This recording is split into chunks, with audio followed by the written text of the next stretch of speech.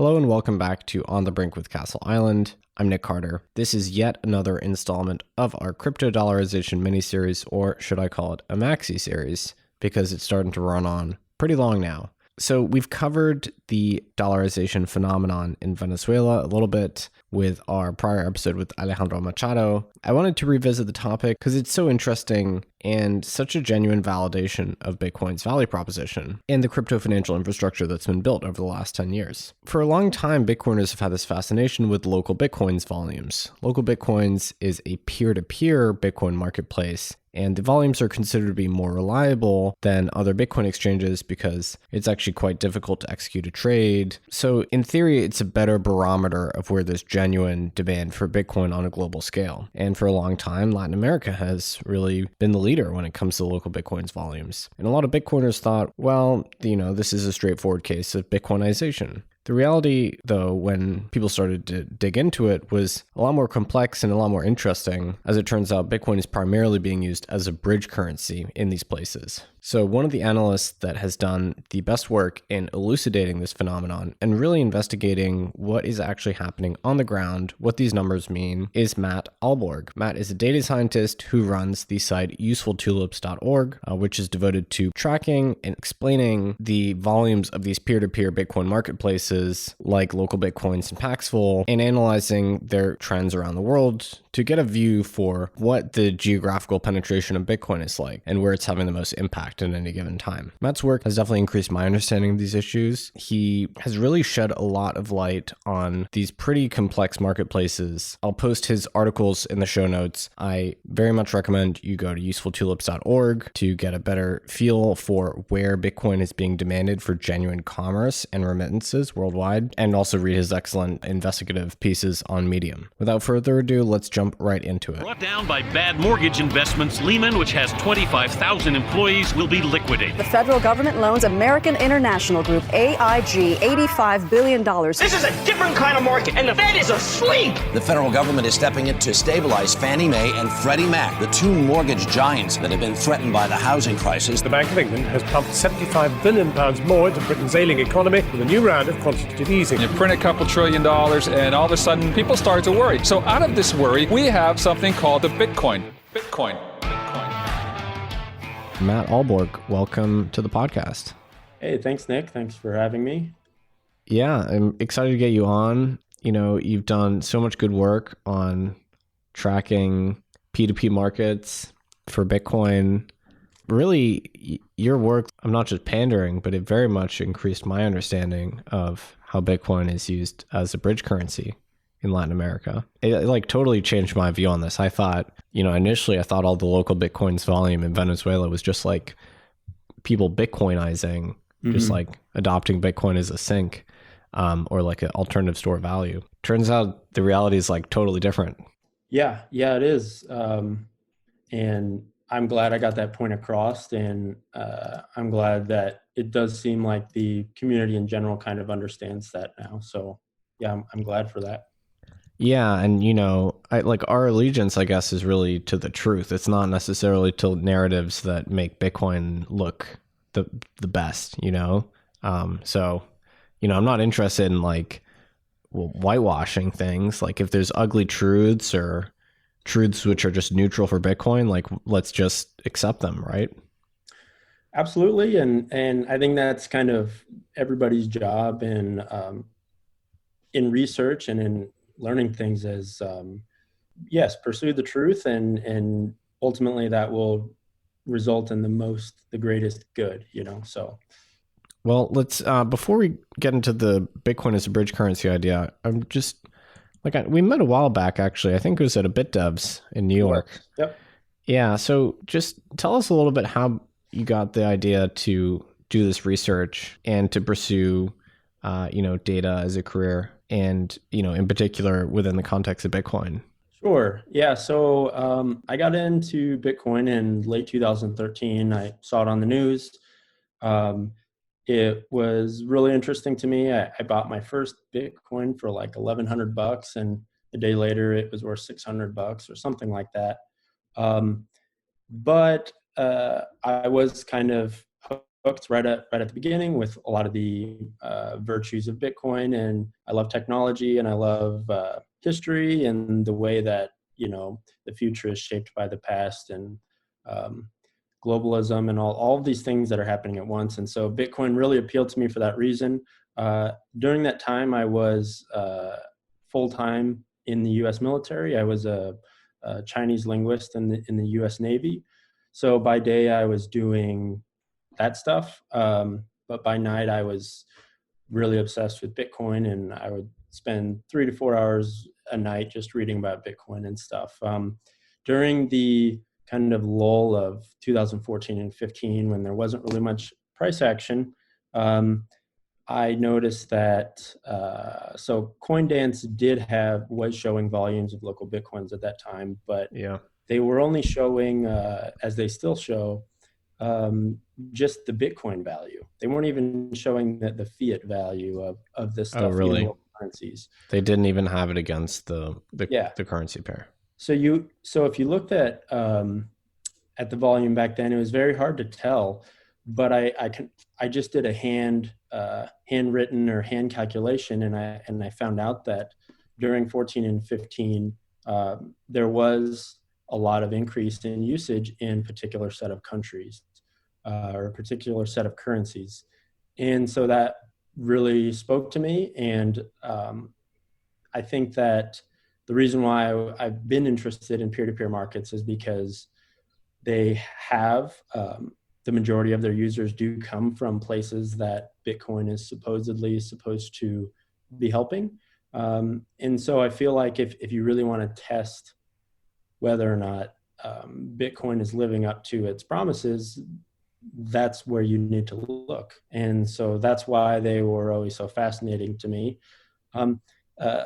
I kept tracking peer-to-peer markets until late 2017. That's when I ended my contract with the Navy, and I finished my degree in Chinese. A semester later, I was also about halfway through a computer science degree.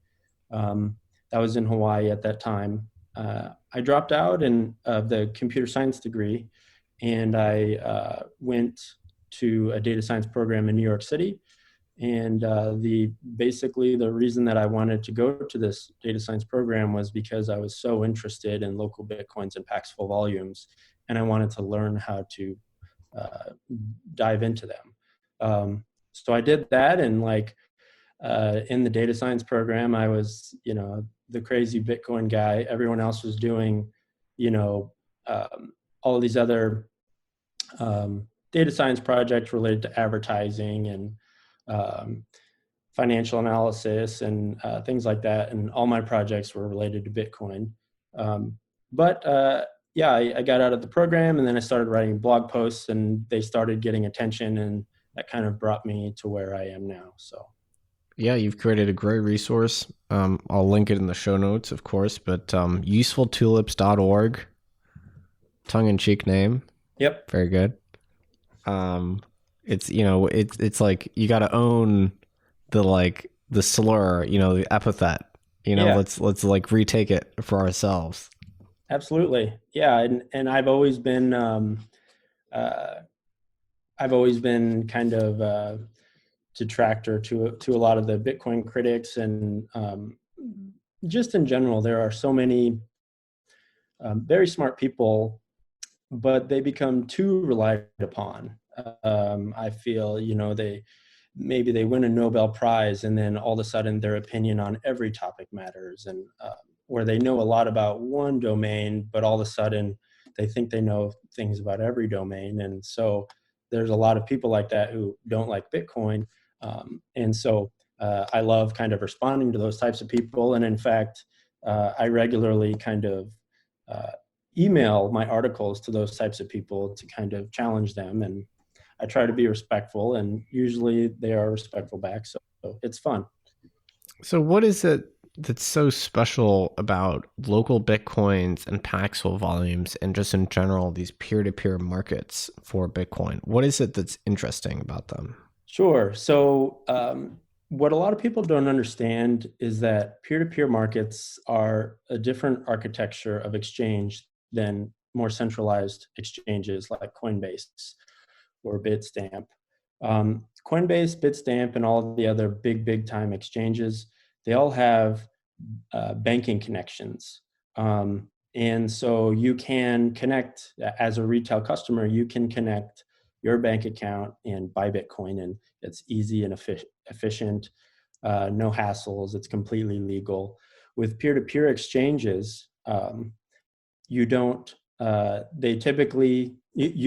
directly connect your bank to the exchange, and instead a peer-to-peer trade will involve you sending a bank transfer to somebody else within a banking network, but you're not actually ever sending a bank transaction to the exchange itself.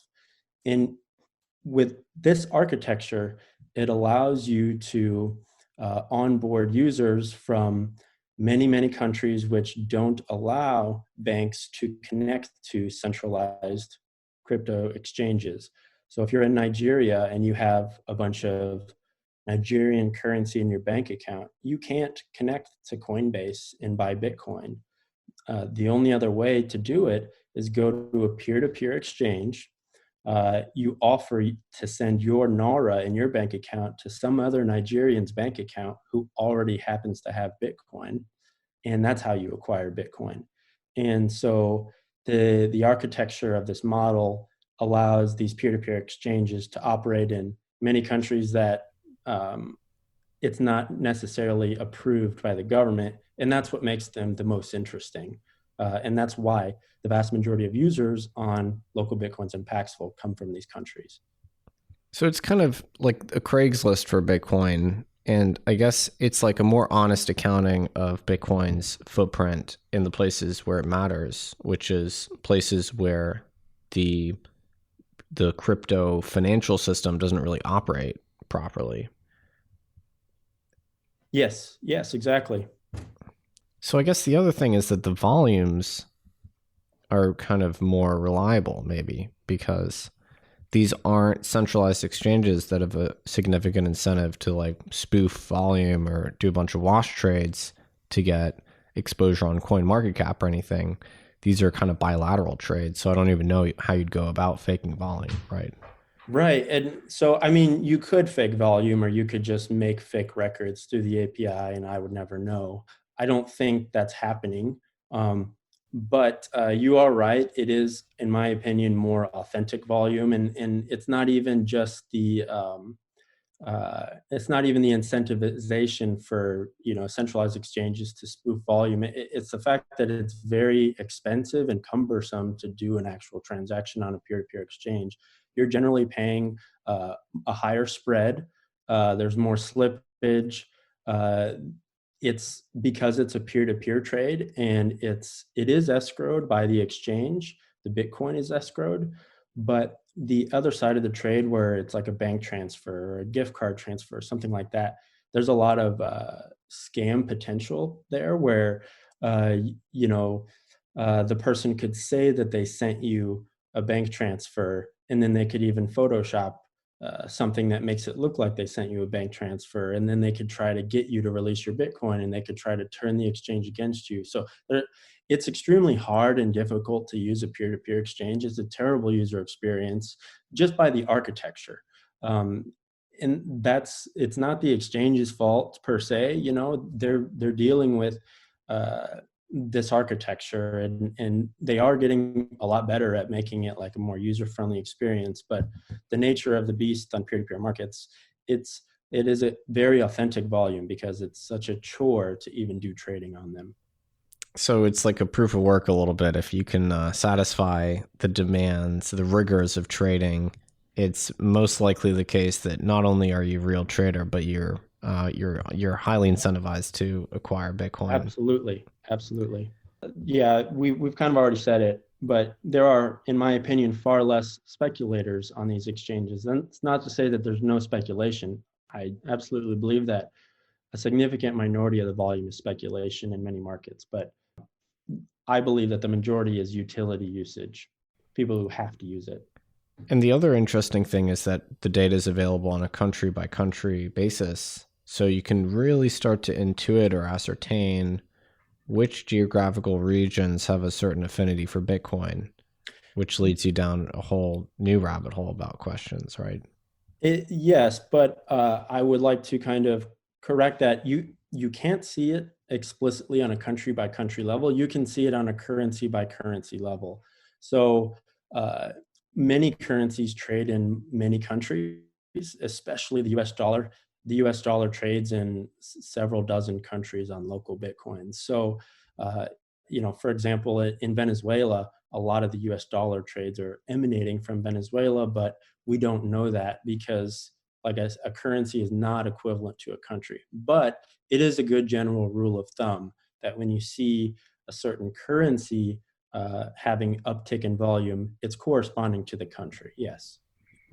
So you've written two really good articles recently, diving into this data and then making really interesting inferences about what it means.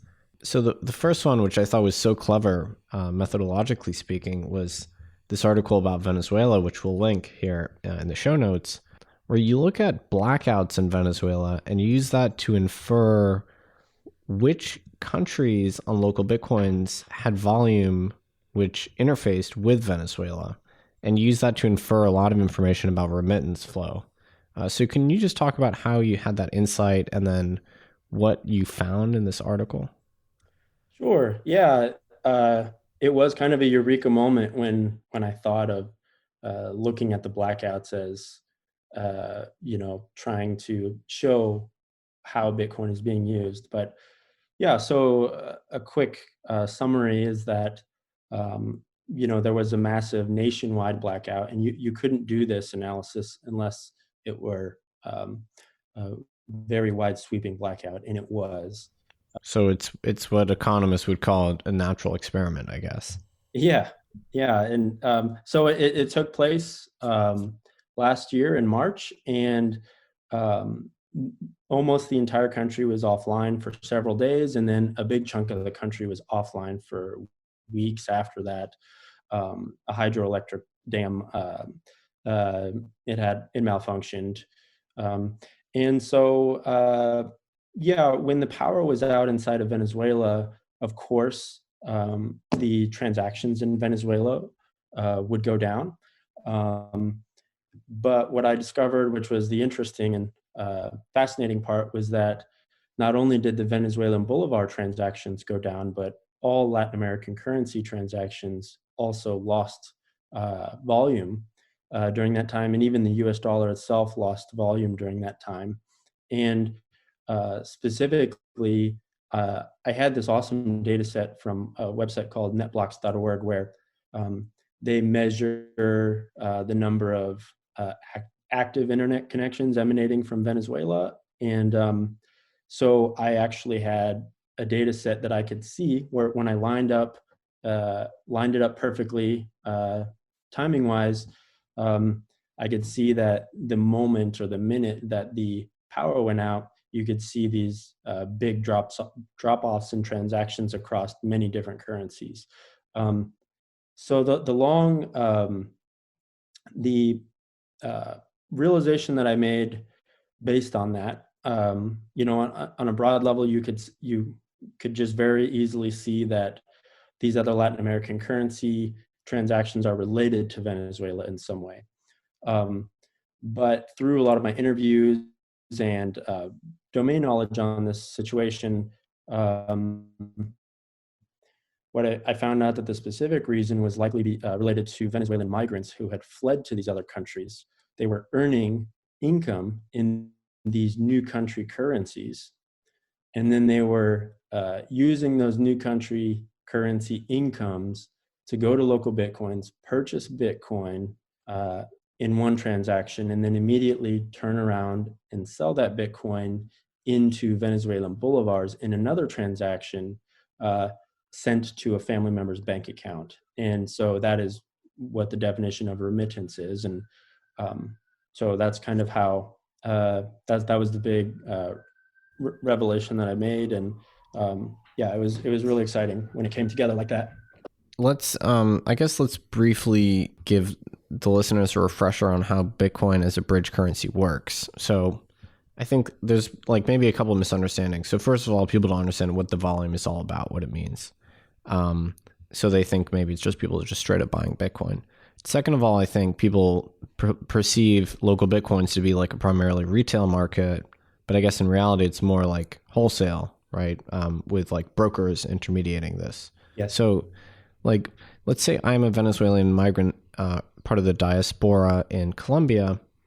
How mechanically does this process work for me to take my Colombian pesos and turn them like physical pesos cash and turn them into Bolivar in my cousin's bank account, actually, because they don't use cash in Venezuela. So how does that whole process occur? Sure. So yeah, like I said, the migrants, they flee to whatever country they can get into. They start earning, income in, let's say, for Colombian pesos, for example. In Colombia, just like immigrant communities in the U.S., they tend to cluster by, wherever they're from. So there's probably Venezuelan communities or Venezuelan neighborhoods in Bogota and other places in Western Colombia and such. And so the most simplistic picture, and this is the way I drew it in the diagrams in the article, is that you would you would earn pesos in your job. Let's say they're electronic pesos, just for the sake of simplicity. You would earn electronic pesos. They would be sitting in your bank account. You would go to LocalBitcoins. You would then find an advertisement for somebody who wants electronic Colombian pesos and who already has Bitcoin, and they're willing to give you some Bitcoin for it. So you would find that person, you would agree on a price, you would send them your electronic pesos in a bank-to-bank transfer, and then once that part was complete, they would send you the Bitcoin, or they would release the Bitcoin to you on the platform. At that moment, you now have Bitcoin in your LocalBitcoins wallet. But that's not the end goal. So what you do is you then turn around and you enter into a second trade where you bring Bitcoin and you find an advertisement in Venezuela where somebody in Venezuela is offering to send bolivars to whatever bank account you specify, as long as you give them Bitcoin. And so you enter into that trade and you complete the process and you give the bank account of that cousin, for example. So that is the most simplistic way that it happens, but you are right. In practice, mostly it does go through intermediaries where, for example, if you're in a Venezuelan neighborhood in Colombia, there's usually some person in that neighborhood who knows how to operate LocalBitcoins, or they have bank accounts in in both Colombia and Venezuela. So even if you don't get electronic pesos, you could bring that person cash pesos and paper, and they would do the work for you. And in practice, that's how it does work most of the time, because like I said, using a peer-to-peer exchange, it is quite a task, and it's a skill. And so that's how it usually ends up working. Does that make sense? Yeah, it certainly does. And the reason that Bitcoin is the bridge currency is simply that there is no efficient fiat banking connection between Venezuela and that's an excellent point. Yeah, so in a free market world, this wouldn't be necessary, because in a free market world, the Venezuelan banking system would connect to the foreign exchange market around the world globally, and you would be able to trade bolivars for pesos in a free market manner.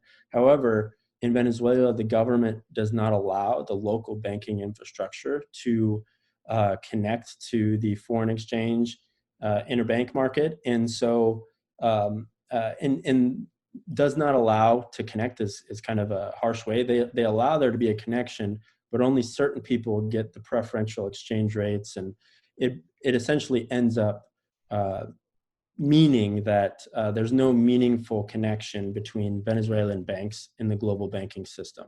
So for that reason, because the local banks are not allowed to fairly exchange currency with other currencies, that's why Bitcoin is being used so much, because Venezuelans, the Venezuelan banking system oftentimes does not realize that these internal bank transfers, they seem like local bank transfers. I talked about, the second part of that transaction where the person is selling, they're selling their Bitcoin for bolivars to be transferred into their cousin's bank account.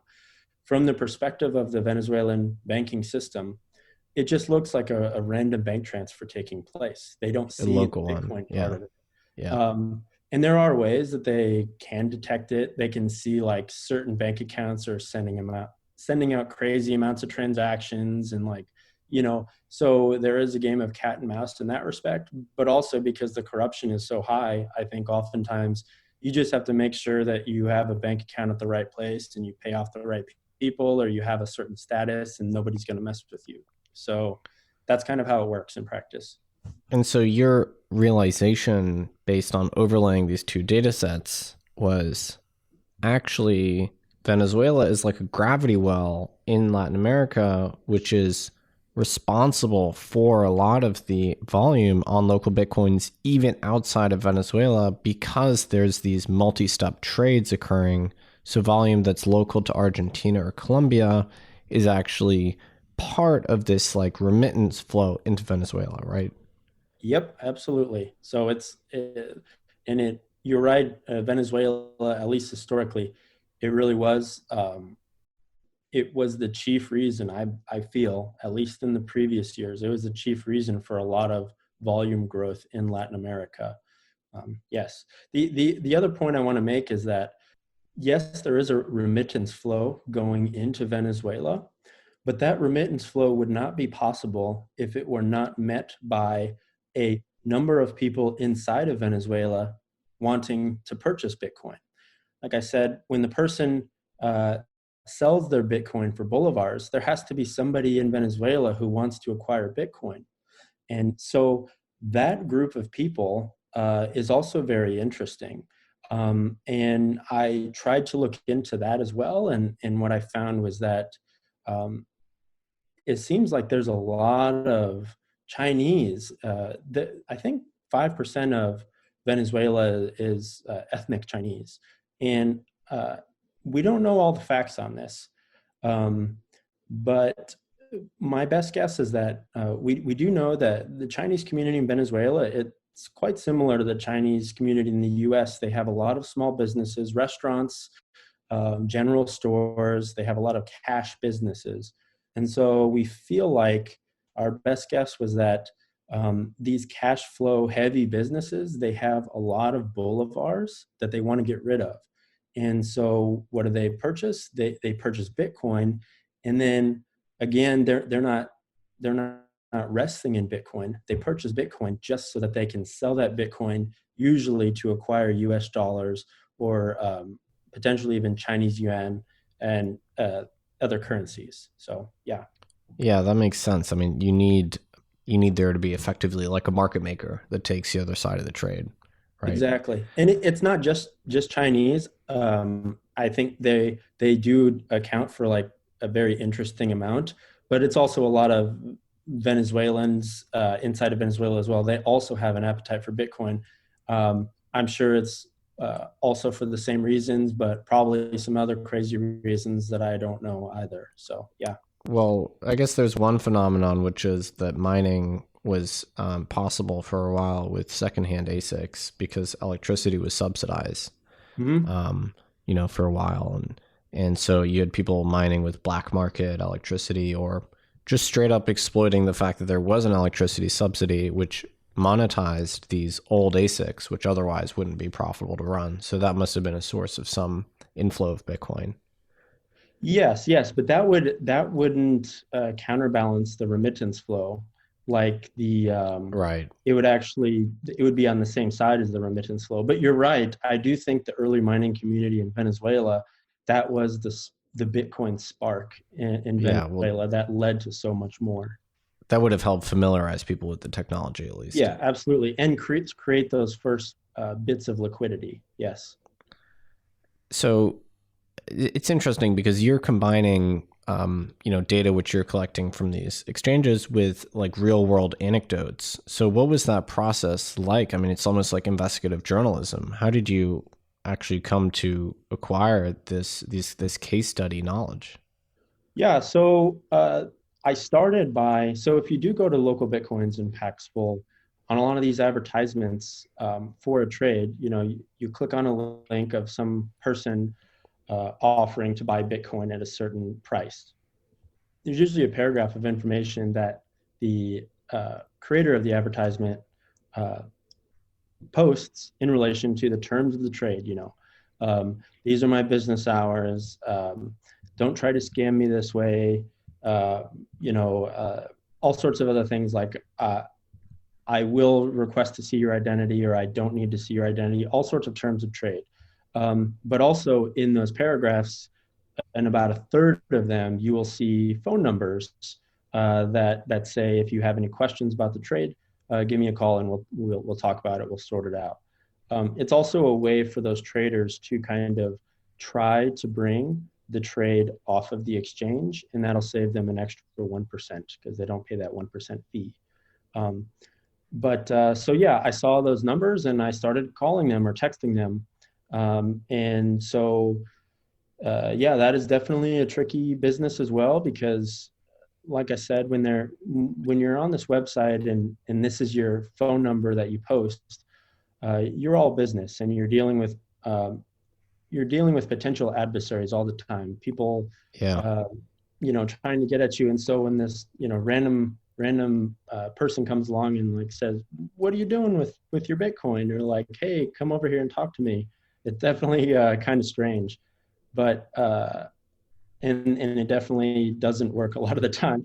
But generally, I post links of my previous articles, and I try to be persistent. If they don't respond to me on the first day, but I can see that they read the message, I'll hit them up the next day, that type of thing. Yeah. That's beautiful. That's real shul of the journalism, man. I mean, like I don't like the New York Times isn't doing that, They're not like persistently calling brokers on LocalBitcoins to like figure out what's going on. That's beautiful, and it's like sort of a nostalgic way. And I guess like we're lucky that a few of these guys were willing to at least like share their stories. For sure. Yeah, we are lucky.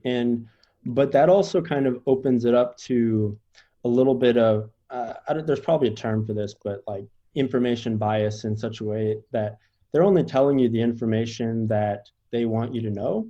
And right. So maybe they're only sharing a fraction of what they know with you. And then you then go write a story and it might not be fully representative of what's happening. So you have to be on guard for those things. And a lot of these people, they're not, a lot of these people, it's not a matter of, they're protecting, they're trying to hide illegal activity per se. It's that they're trying to protect their business because this is their moneymaker. So they don't want to give up all the secrets to that by kind of exposing all of these use cases that they know about and that they are capitalizing on. So you had this other great article about Argentina specifically. So Argentina is kind of different in that it's not like fully kind of walled off from the rest of the world the way Venezuela is. Mm-hmm. And this article is basically trying to analyze, why that is, why the LocalBitcoins volumes on Argentina are a bit lower, even if they're undergoing these processes of devaluations. And even if they have this like really troubled currency history, I think they actually defaulted on their sovereign debt just recently, like in the last couple of weeks here. So what is your analysis of partial default? So how would you explain the slightly lower volumes in Argentina? What does the market for currency look like there? Sure. So the main difference that I tried to explain between Argentina and Venezuela is that Argentina is more accepting of dollars, both the government and the people. And so Argentina is actually already what I call pseudo-dollarized. And that means that people in Argentina regularly do hold dollars under the mattress. And also the banking system there also does tolerate dollars in official accounts there as well to a degree. So what I discovered is that, they have had decades of troubles, and, about every 5 to 10 years, something happens where the banking system clamps down, and it tends to place a ton of restrictions on those dollar transactions, or it devalues people's pesos against the dollar, things like that. The most notable example is in 2001, there was an event called the Corralito, where essentially a lot of people were storing dollars inside of the Argentine banking system as a savings mechanism. The banking system, over a period of, I think it was like 2 weeks, they froze the bank. They froze all dollar transactions, withdrawals, deposits. They froze it first. And then I think like a week later, they summarily said, okay, the exchange rate used to be able to get X amount of pesos for these dollars, but now you're only getting Y amount of pesos for these dollars. And it essentially reduced the value of people's savings accounts by like 75% in a single night. And so it destroyed many people's lives, especially those who are, getting close to retirement age. It ruined their lives. And so that event is very big in the memory of a lot of people in Argentina, and they don't trust the banking system. And so what they do now mainly is when they do have dollars, they store them outside of the banking system, because when you have cash dollars or physical dollars, they can't be confiscated unless, they raid your home or whatever. So there are two dollar systems inside of Argentina. One is inside the banking system and one is outside. The one outside is called the blue dollar market. It has a different exchange rate than the official exchange rate. And I'll just kind of wrap up my explanation here. Last fall, the incumbent president, he was more free market leaning. He lost a very important primary election, which basically indicated that he was going to lose the presidency to the more left-leaning party. And when that happened last fall, the currency lost like 25% of its value overnight, and the stock market lost 40 to 50% of value overnight. And since then, they've started laying on capital controls one after another, and you've been seeing increasing Bitcoin volume since then. Yeah. And so this was a really interesting article to me, because you kind of did like I don't know if you actually did this for the article, but like you can imagine how you do a multivariate regression to like untangle the factors affecting local Bitcoin volumes. And effectively what you find is that there's other factors which explain the variance in local Bitcoin's volumes in Argentina, like Venezuelan variance, but the new predominant factor is the instantiation of capital controls, right? That's what I think. What I showed was correlation, so that doesn't prove causation, but I had, I think, 6 people either born in Argentina or currently living in Argentina review the article, and they understand it. They understand the situation there very well, and they agreed with my conclusion that the chief reason for Bitcoin volume in Argentina now is likely capital controls. That's where Bitcoin thrives. And, I find that there's often like an Anglocentrism in terms of analysis of Bitcoin. It's like, if you've grown up within the American financial system, which works great and it's super frictionless and it's available to everyone for the most part, it's hard to even conceive of a state of affairs where the banking system isn't reliable and where the local currency isn't even reliable. And so people let that infect their view of Bitcoin. But that's like a highly local phenomenon, having a reliable banking system. In fact, the reality for most people is an unreliable banking and monetary system.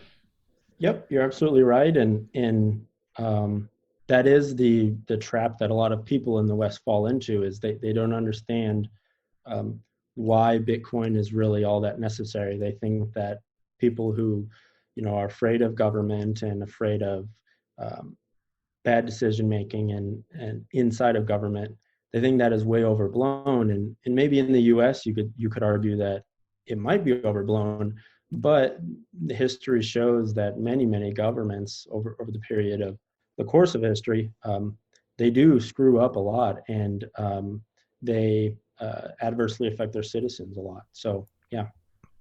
So what you talked about dollarization, that's the subject of this miniseries.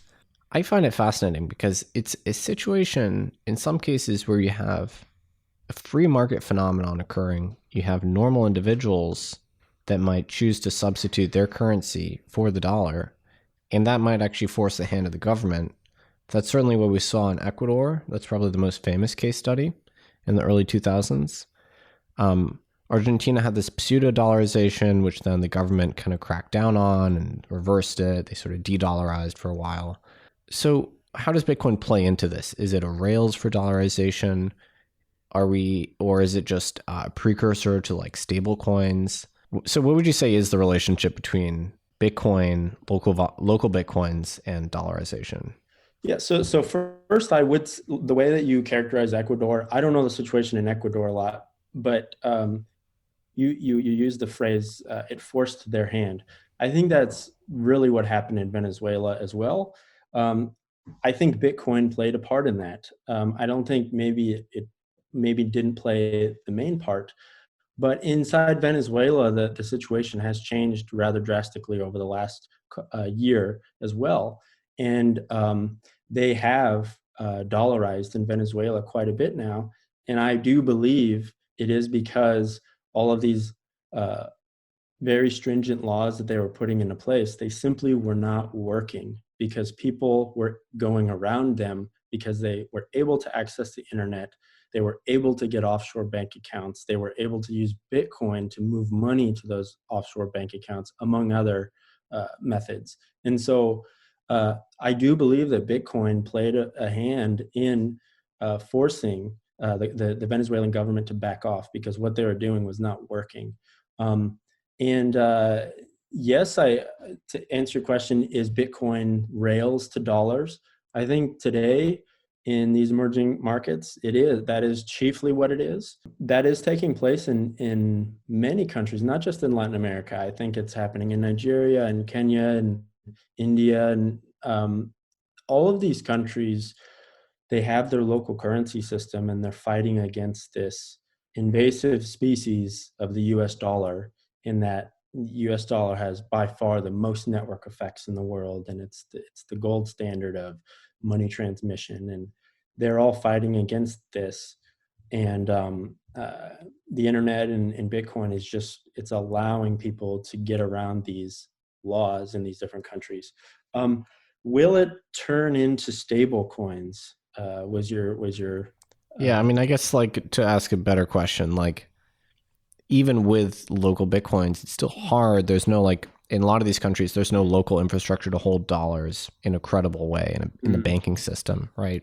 The banking system isn't considered credible. Maybe by law they can't allow dollar deposits, etc.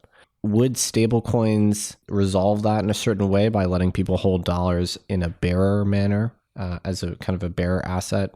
Is that a plausible thing to you, like that potentially stablecoins might be introduced? Because it seems like they don't have much penetration right now. Yeah. So in my opinion, I think that is a huge possibility.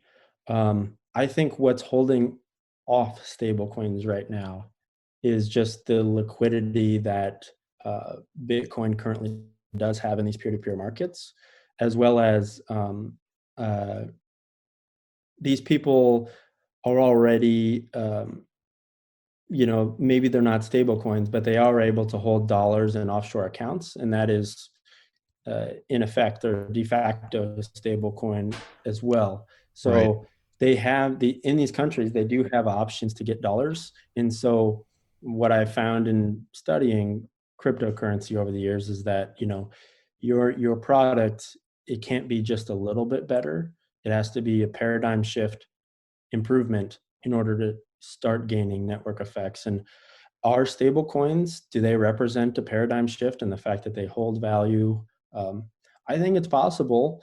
Like I said, I also think that there might be more stable coin adoption than we really realize. And I know in Asia, a lot of anecdotal evidence says that, Tether is on fire as a medium of exchange and a store of value for a lot of people, that it's possible that we're just not measuring it or seeing it because Tether doesn't release that data, so They may not want to release, not only may they not want to release relevant data about usage, they may not have the ability to collect it, right? exactly. Yep. Yes. So it might already be happening. And I don't know. The other thing is we will find out in the next few years if these stable coins are really as, censorship resistant as they are advertised. Maybe they will start blocking transactions or freezing wallets based on various things, and that will make them a lot less attractive. Yeah. I personally don't see that happening a lot because I think that allowing these stable coins to be free, at least from the perspective of the US government, it is beneficial to allow these digital dollars to be circulated in these developing markets because it increases the power of the dollar. And it forces these governments to kind of follow what the US government wants to do. So, yeah. And that's something that's missed, I think, here. Like, we talk about Bitcoin and the existence of like difficult to suppress markets for currencies, which Bitcoin helps, mediate. Imagine if there's this constant threat of dollarization hanging over some of these central banks with, inflationary regimes. I think that would be a very strong disciplinary force, even if it didn't happen. Certainly the threat of like crypto dollarization will be ever present in the future. Yeah, I agree. And it, like you said, it's going to force their hand, or it's going to keep them from doing these extreme measures. So one thing that I was curious about is, you mentioned this before, like you talk about how when you talk to some of these brokers, they're trying to arrange out of band transactions, right? So they want to make a peer-to-peer transaction without necessarily going through the LocalBitcoins template. Mm-hmm. So if I had to guess, I would say like probably people use LocalBitcoins to like find trusted suppliers or establish these trusted relationships. And then maybe, as you say, like they make subsequent transactions off platform. Is there like, do you have any estimate of like the relative share of off platform transactions, or is it just we should know that the numbers are a low ball and that the real peer-to-peer volumes are likely much higher? There's no way for me to estimate that in any sort of mathematical way, but anecdotally, if I had to make a bet, I would say that the off-exchange volume probably dwarfs the on-exchange volume. And it's because they do have an incentive to move the activity off exchange to avoid the fee, to gain privacy. And like I said, I talked to these exchangers, and I think for the Venezuela article, we talked to 5 different traders in 5 different countries in Latin America. And every one of them said that, and these people are people with thousands of trades on LocalBitcoins already. And they all said that LocalBitcoins is a minority of their total Bitcoin transactions. I think that it is much bigger than we realize. And I think it's important. You can follow LocalBitcoins volumes directionally. If they're increasing, then you can say it's adoption is probably gaining in that country as a rule of thumb. But I don't think the volumes are representative of the true impact because, like you said, we both agree a lot of it is off exchange. So. Yeah, and for context, looking at the last week's figure for Latin America as a whole, LocalBitcoins says it's about, LocalBitcoins and Paxful combined is about $11 million. But what you're saying is we're likely undercounting that, and the true, the true scope of this market is impossible to fully capture just based on the data. Yes, but I would say we're not likely underestimating. I would say we're certainly underestimating. That's the it's guaranteed higher than that. And I feel like I said, if I had to make a bet, it would be several multiples of that, um, maybe an order of magnitude higher than that, possibly. So when you think about like the future trajectory of these markets, you know, it's clear that LocalBitcoins has made a direct impact, potentially at the geopolitical level already, you know, maybe by facilitating the unofficial dollarization By of forcing the Venezuela. hand of the government, I think I would say that that's a possibility. It has already had a geopolitical impact, possibly. Which already is pretty remarkable. When you think about how crypto will develop in these nations, I mean, do you expect these local Bitcoins or just peer-to-peer markets to grow and survive? Or do you think that there's really significant risk factors there? What do you expect to be like the trajectory of these informal remittance channels? So you could call peer-to-peer exchanges, as in the websites themselves. You could classify that as uh, maybe informal, but then there's another uh, peer-to-peer that's taking place off exchange that is also informal. So for my opinion on the websites themselves, or the volume precipitating from those websites, it's very hard to tell. I think the interest in these emerging markets to come to these platforms is at an all-time high, and it will continue to increase. However, I think that there's a lot of compliance issues that these websites are having to deal with by their own local governments. So LocalBitcoins is having to deal with all of these crazy European regulations, and Paxful in the United States is having to do the same. And so these new compliance layers, they got away with a lot of kind of relatively free um, non KYC AML type trades for several years. And now the governments all across the world are cracking down on it, because it is true that a lot of there have been many criminal cases that have come about because of things that happened on LocalBitcoins or Paxful.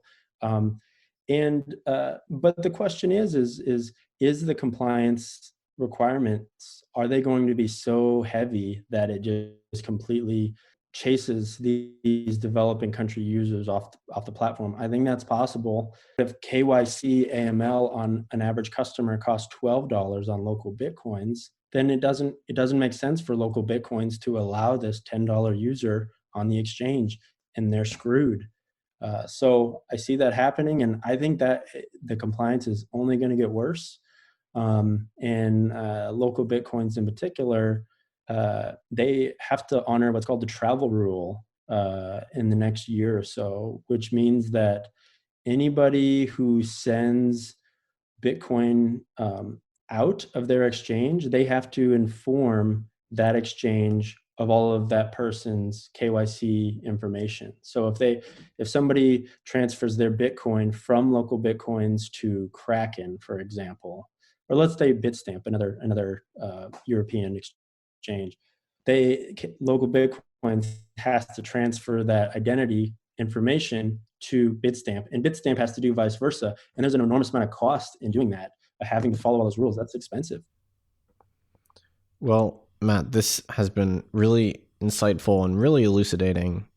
Where can people follow you and follow your work? Yeah, so the nexus of all my work is usefultulips.org. When you go there, you can see articles that I've written, the articles that we talked about, and you can also see all these really cool volume charts from LocalBitcoins and Paxful. So usefultulips.org is the easiest place to find where I put my work. Okay, well, thanks so much for appearing on the show. I really appreciate it. Yeah, thank you, Nick.